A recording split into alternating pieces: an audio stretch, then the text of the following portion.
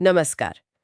आज हम मुंशी प्रेमचंद के एक बहुत ही मशहूर उपन्यास गबन पर थोड़ी गहराई से बात करेंगे।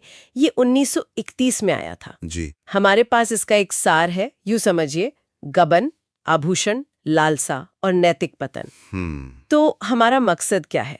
हम इस कहानी के जरिए मध्यवर्गीय जीवन की जो उलझनें हैं, खासकर गहनों के प्रति आकर्षण और वो जो दिखावे की प्रवृत्ति होती है, प्रदर्शन प्रियता जिसे कहते हैं। बिल्कुल, और फिर कैसे ये सब नैतिक पतन की ओर ले जाता है, इसे समझने की कोशिश करेंगे। जी। कहानी की शुरुआत ही होती है जालपा की एक खास गहने चंद्रहार की जबरदस्त इच्छा से। ये इच्छा मतलब पूरी कहानी को ड्राइव करती है। हाँ, बिल्कुल। तो चलिए इसकी परतें खोलते हैं। सबसे पहले कहानी के जो मुख्य किरदार हैं उनके बारे में थोड़ी बात करें। हाँ, जरूर। तो कहानी के केंद्र में तो जालपा हैं। उन्हें गहनों का बहुत शौक है और उनके पति हैं रमानाथ। रमानाथ, वो क्लर्क हैं शायद। जी, एक मामूली क्लर्क, लेकिन अपनी पत्नी को खुश करने के लिए और समाज में अपनी एक झूठी शान बना रखने के लिए वो दिखावा करते हैं। हाँ। पर सिर्फ यही दो नहीं है। हाँ, जाहिर है। और कौन है जो कहानी को दिलचस्प बनाते हैं? देखिए, जालपा के पिता हैं दीनदयाल, फिर रमानाथ के पिता दयानाथ, जो बहुत ईमानदार व्यक्ति हैं। जालपा की एक सहेली है रतन, जो बाद में उसकी मदद करती है। अच्छा। और कलकत्ता में रमानाथ को सहारा देने वाले देवीदीन, और एक बहुत ही अहम पात्र है जोरा का। जोहरा, हाँ, उनके बारे में सुना है। जी, वो एक वेश्या के जीवन से निकलकर फिर सेवा और त्याग का रास्ता चुनती हैं। तो ये सारे पात्र मिलकर कहानी को एक सामाजिक और भावनात्मक गहराई देते हैं। और इन किरदारों के बीच वो चंद्रहार, वो जैसे एक प्रतीक बन जाता है ना? हाँ, बिल्कुल। जालपा बचपन से उसका सपना देखती है, फिर शादी में वो मिलता नहीं और रमानाथ अपनी माली हालत जानते हुए भी वादा कर देता है कि वो दिलाएगा।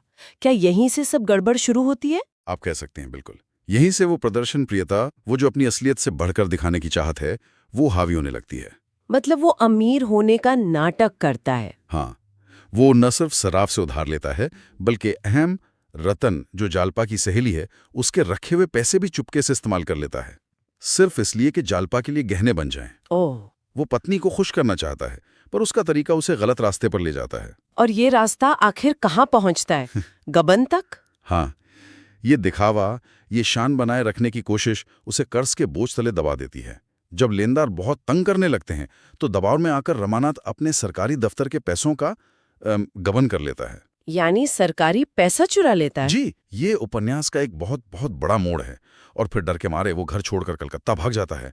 सोचिए, एक छोटी सी इच्छा, थोड़ी सी दिखावे की प्रवृत्ति, उसे एक बड़े नैतिक अपराध तक खींच ले जाती है। बिल्कुल। अच्छा, तो कलकत्ता पहुंचकर रमानाथ की जिंदगी में क्या होता है? सुना है वहां भी उसके लिए सब आसान नहीं रहता। नहीं, बिल्कुल नहीं। कलकत्ता में वो देवीदीन के घर पनाह लेता है, अपनी पहचान छुपा कर रहता है, लेकिन पुलिस उसे पकड़ लेती है। पुलिस? किस लिए? पुलिस उसे कुछ क्रांतिकारियों के खिलाफ झूठी गवाही देने के लिए मजबूर करना चाहती है, और यहीं उसकी मुलाकात जोहरा से होती है। वो उसे मुश्किल वक्त में हौसला देती है।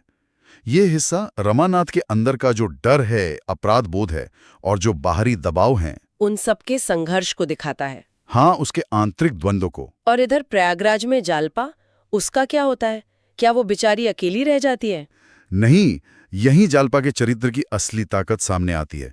जब उसे सच्चाई पता चलती है तो वो टूटती नहीं है। अच्छा, वो क्या करती है? वो अपने सारे गहने बेच देती है, गबन की जो रकम थी उसे चुकाती है, और फिर पति को सही रास्ते पर लाने का इरादा करके उसे खोजने कलकत्ता पहुंच जाती है। वाह, ये तो बड़ा कदम है। हाँ, उसका इरादा बहुत पक्का है। तो क्या जालपा की ये कोशिश कामयाब होती है? रमानाथ पर कोई असर होता है इसका? बिल्कुल। जालपा एक खत लिखती है रमानाथ को, और वो खत जैसे उसकी सोई हुई अंतरात्मा को झंझोड़ देता है। उसे अपनी गलती का गहरा एहसास होता है, और वो सच बोलने का, गवाही न देने का फैसला करता है। लेकिन कहानी का अंत थोड़ा दुखद है। दुखद? कैसे? जोहरा, जो रमानाथ की मदद कर रही थी, वो किसी और डूबते हुए इंसान को बचाने की कोशिश में गंगा में बह जाती है। ओह। उसकी ये कुर्बानी रमानाथ और जालपा दोनों को अंदर तक हिला देती है। तो फिर अंत में रमानाथ और जालपा का क्या होता है? जोहरा की मौत उन्हें जीवन का एक नया मतलब, एक नया रास्ता दिखाती है। वो दोनों सेवा और त्याग का मार्ग चुनते हैं, लेकिन जोहरा की याद हमेशा उनके साथ रहती है। प्रेमचंद यहाँ दिखाते हैं कि कैसे व्यक्तिगत दुख भी इंसान को एक ऊंचे मकसद की तरफ ले जा सकता है। अगर हम पूरी कहानी को मतलब इसके मूल संदेश को देखें तो प्रेमचंद किन मुख्य बातों पर हमारा ध्यान खींच रहे हैं?